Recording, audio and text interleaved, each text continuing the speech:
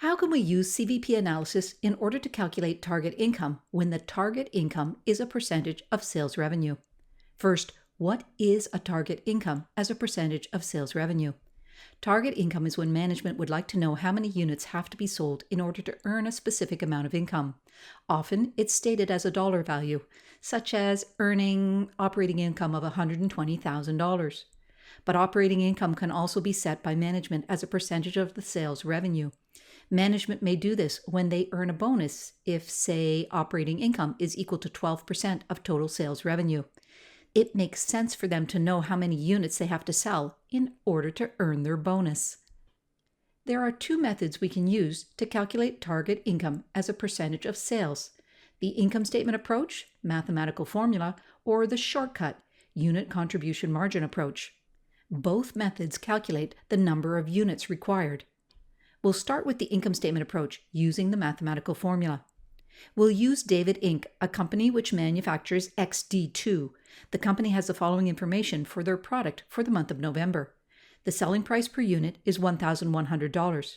We then have all the following per unit variable costs: direct material, $400, direct labor, $200, sales commission, $30, and administrative expenses, $100. The total variable cost per unit is therefore $730. Next are listed the monthly fixed costs as follows: manufacturing overhead, $86,000, sales costs, $21,500, and administrative costs, $322,500. Added together, total monthly fixed costs are $430,000. How many units does the company have to sell in order to earn a target income of 12% of sales revenue? We already know the formula to calculate a target income from a previous video. Sales price per unit multiplied by Q, which is the number of units, minus variable cost per unit multiplied by Q, minus total fixed costs is equal to target operating income. We can use this exact same formula, but we have to replace target operating income with a percentage of sales operating income. If we're going to use a target operating income as a percentage of sales, then target operating income is equal to the percentage of sales revenue that we want to earn multiplied by the sales price per unit multiplied by Q, which is of course equal to the quantity of units we need to sell. We can now use this to replace the target operating income in our original formula. The formula to calculate the number of units that have to be sold to earn a target income as a percentage of sales is therefore as follows: sales price per unit multiplied by Q minus variable cost per unit multiplied by Q minus total fixed cost is equal to the percentage of sales revenue multiplied by sales price per unit multiplied by Q. Let's now use the information from David Inc. in the formula and solve for Q. David's sales price is $1,100. Their total variable cost per unit, $730, and their total fixed costs, $430,000. Management is looking to earn a target income equal to 12% of sales revenue. Let's use this information in our formula. 1,100Q minus 730Q minus $430,000 is equal to 12% multiplied by $1,100 multiplied by Q. We start by solving the right-hand side of the equation. 12% multiplied by $1,100 multiplied by Q is equal to 132Q. We can now solve the left side of the equation. $1,100 Q minus 730Q is equal to 370Q. So our formula becomes 370Q minus $430,000 is equal to 132Q. We can now solve the formula by switching the 132Q from the right-hand side to the left-hand side and the $430,000 from the left-hand side to the right-hand side. So 370Q minus 132Q minus $430,000 plus $430,000 is equal to 132Q minus 132Q plus $430,000. By adding $430,000 to both sides and deducting 132Q from both sides, we end up being able to remove 132Q from the right-hand side of the formula. We also get to remove $430,000 from the left-hand side of the formula. Our formula now becomes 370Q minus 132Q is equal to $430,000. I'm going to move the formula higher on my slide so we can see the remainder of the solution. Now, remember, 370Q minus 132Q is equal to $430,000. 370Q minus 132Q is equal to 238Q, so 238Q is equal to $430,000. Q is therefore equal to $430,000 divided by $238. $430,000 divided by $238 is equal to 1,806.723 units. Unfortunately, we can't sell partial units, so we're going to round this to 1,807 units. That's the amount of units that management must sell in order to earn a target income which will be equal to 12% of total sales revenue. Our formula to calculate target income as a percentage of sales revenue is therefore correct.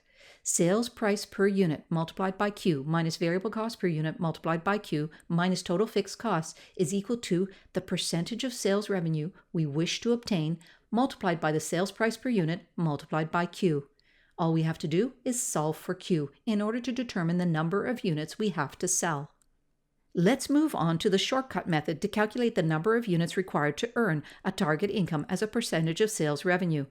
Unit contribution margin approach.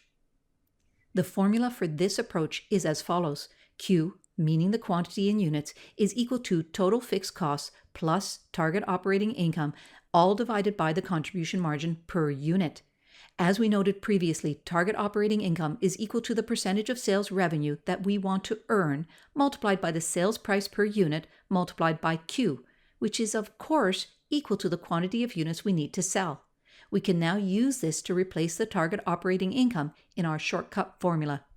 Our formula is now as follows. Q, meaning quantity in units, is equal to total fixed costs plus the percentage of sales revenue required multiplied by sales price per unit multiplied by Q, all divided by the contribution margin per unit. Let's apply our example again. Using David Inc., we first have to calculate the contribution margin, which is sales price per unit minus total variable cost per unit. Therefore, $1,100 minus $730 is equal to $370, which is the contribution margin per unit.